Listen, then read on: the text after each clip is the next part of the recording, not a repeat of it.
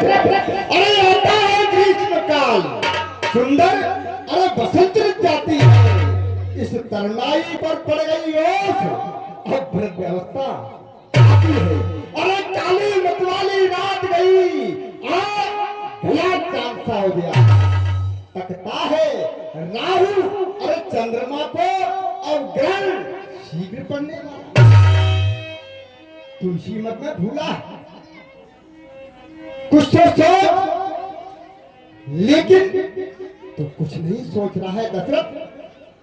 अब तुझे क्या करना है? चुप छोड़ झूठे झड़ गए, चल सकती अपनी बस्ती को। हे मूर्ख, इस ब्याज की तृष्णा में तू खोए देता है फूल को। दे रामचंद्र को राजपाट, तू इस घर को छोड़ तपस्या कर। अब तक तो तुम विषयानंद रहा, विषयानंद विषय वासना में भूला रहा, लेकिन अब इस पल में तुम ब्रह्मानंद साधना कर, तुम ब्रह्मानंद साधना कर। यह सत्य है। अगर हमसे कोई छोटी उम्र का भी मुझे मार्ग दिखाए तो हमें उसको यह नहीं कहना चाहिए कि तुम अभी का बालक मुझे सिखाता है। हो सकता है हमारी कहीं चूक हो, हमारी कहीं चूक हो, उस चूक को सुधारने के लिए वह समझा रहा है। तो आज मुझे अपने बाद समझा रहे हैं दशरथ। तो भूला है, तू इसी राजपाट में भूला है, तेरा जा राजपाट का समय नहीं है। अब क्यों? तेरा लड़का राम योग हो चुका है, योग हो चुका है, उसको राजा बना और तू उस ब्रह्म की आराधना कर जिसके लिए तुमने जन्म लिया है। मनुष्य जन्म लेता है इस योनि में, 84 लाख योनियों का यह मुख्य द्वार है, 84 लाख योनियों का यह मुख्य द्वार है।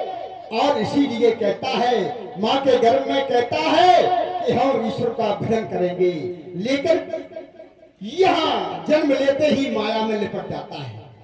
प्राणी कहता है कहाँ कहाँ कहाँ कहाँ आ गया, सब कुछ भूल जाता है। लेकिन उसे याद कर जो ईश्वर से कहकर के आया था, हे प्रभु मैं मनुष्य योनि में जन्म लेकर के तुम्हारा ध्यान करूंगा। तो दशरथ तुम भूला है, तुझे क्या करना है?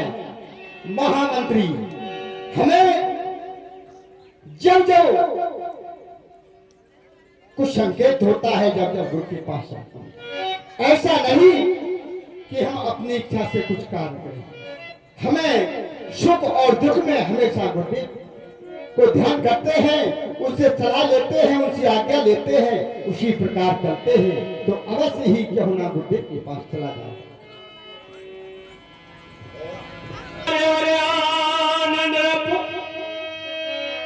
सजन साबे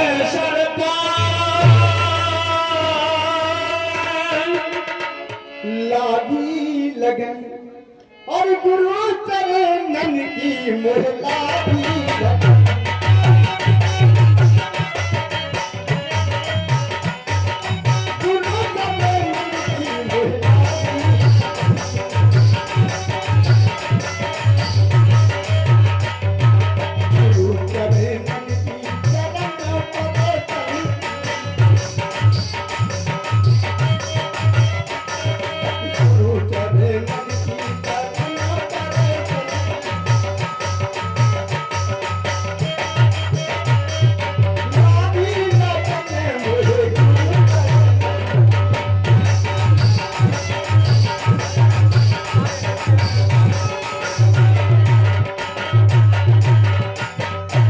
गुरुदेव की कमलश्री के चरणों में यह दशरथ प्रणाम करता है, नाथ प्रणाम करता है।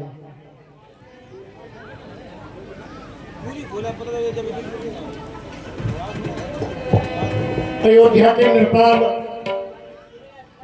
तुम्हारी गुरु भक्ति को देख करके आत्मा आनंदित हो गई। जो भाव, जो श्रद्धा, जो निष्ठा, जो भक्ति गुरु के प्रति तुम्हारे हृदय में विराजमान है, अर्थात जो सम्मान संतों का, गुरुओं का तुम्हारे द्वारा किया जाता है वह अवर्णनीय है, प्रशंसनीय है, अकथनीय है। बड़ा सुंदर सत्कार तुम्हारे द्वारा प्रस्तुत किया गया, भाव व्यक्त किए गए, उन्हीं को विचार में रखते हुए मेरा शुभ आशीर्वाद है, यशस्वी भव, विजयी भव, कीर्तिमान भव, आयुष्मान भव, प्रसन्न रहो। जब ही तो कहा गया है कि कर्ता करे न कर सके, सप्तद्वीप में कोई कर्ता करे न कर सके, सप्तद्वीप में कोई, और 9 खंड 7 द्वीप में गुरु करे सो भले है। अगर गुरुदेव जो कहेंगे वही होगा, वही होगा। ऐसे गुरुदेव को गुरु ब्रह्मा, गुरु विष्णु, गुरु देव महेश्वरा, गुरु साक्षात तस्मै श्री गुरुवे नमः, गुरुवे नमः। राजेंद्र, जो ही तुम्हारे श्रीमुख की ओर दृष्टि जाती है तो ऐसा लगता है मानो हृदय में कुछ जिज्ञासा हो, कुछ अभिलाषा लेकर के आए हो। क्यों? जब ध्यान जाता है तो तुम जब भी हमारे सदन की ओर आते हो तो कुछ न कुछ अभिलाषा लेकर ही आते हो। एक समय वो था जब एक बेटे की इच्छा को लेकर के हमारे सदन आए थे, लेकिन आज उस ईश्वर की कृपा, भगवान शंकर के आशीर्वाद से एक नहीं अपितु 4 बेटे प्राप्त हुए, और महलों में आज 4 बहुएं भी आई हैं, सीता, मांडवी, श्रुतकीर्ति, उर्मिला। बड़ी सुशील बेटियां हैं। तो ऐसी बहुओं को पाकर, ऐसे बेटों को पाकर अब मैं जानना चाहता हूं तुम्हारे हृदय में और कौन सी अभिलाषा शेष है जो तुम कहना चाहते हो। प्रभु कहो कहो। इस दशरथ ने सब पायो रज पावन पूजे, मैंने सब कुछ पा लिया।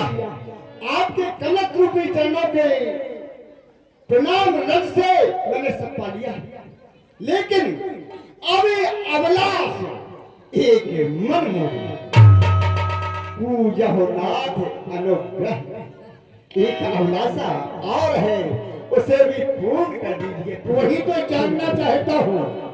वैसा सुनिए मुनिनायक, भाई राम सब विध सब नायक। हे प्रभु, वह आप पूछे तो कहे वह है अभिलाषा। भय राम सब विद सब लायक। बेटा राम योग हो चुका है। हे गुरुदेव, हे गुरुदेव, उतरता है सिद्धे और प्रेम जवानी का। देखिए सूखता जाता है अपना खेत, जब कर्णावस्था बांधी है और वृद्धावस्था रानी है। मेरे ही सोने सोने में हो रही कामया, जब ब्रह्म चौथ को पूर्ण किया तो रहा गई के संयम में। अब चल करके प्रभु प्रस्थान करूं, पहुंचू सन्यासी प्रभु। अरे पिछले पुरखों के समान प्रभु मुझे तपोवन जाने दे। हो गया राज्य की योग राम, बस उसको राम चला। क्यों? हे राम मदर भाषी निर्बल, न्यायी बल निधानी है, मर्मज्ञ दूरदर्शी भी है, उत्साही धर्म बांध। गुण जो की चाहिए राजा में वह सभी राम में दर्जे हैं, इसलिए यही राजा हो तो मुरनराज की। वह शासनकार हाथ में ले, हम ग्रह जीवन का त्याग करें। अब तक तो अनुराग माल से था और मालिक से। मैं सोच रहा हूँ कि प्रभु वही राम को राज तलक दे दे और हम धर्म को छोड़ने की तपस्या। सोनमुनि दशरथ बचन सुहाए, मंगल मोद मूल मन दशरथ, आज तुम्हारी बात को सुन करके हमें बड़ी प्रसन्नता हुई। मंगत मोल मूल मन भाई, वाह, बड़ी सुंदर बात कही गई है। सबसे पहले तुमने जो कहा वो हमें बहुत अच्छा लगा कि हे गुरुदेव, उतरता है अब सर से प्रेत जवानी का। ये बहुत अच्छी बात है। ये जवानी का प्रेत, जवानी का भूत सभी को लगता है। ये जवानी का भूत जब लग जाता है तब प्राणी सत्य मार्ग से भटक जाता है। जो मानव जीवन का उद्देश्य होता है उस उद्देश्य को छोड़कर अन्यत्र चला जाता है।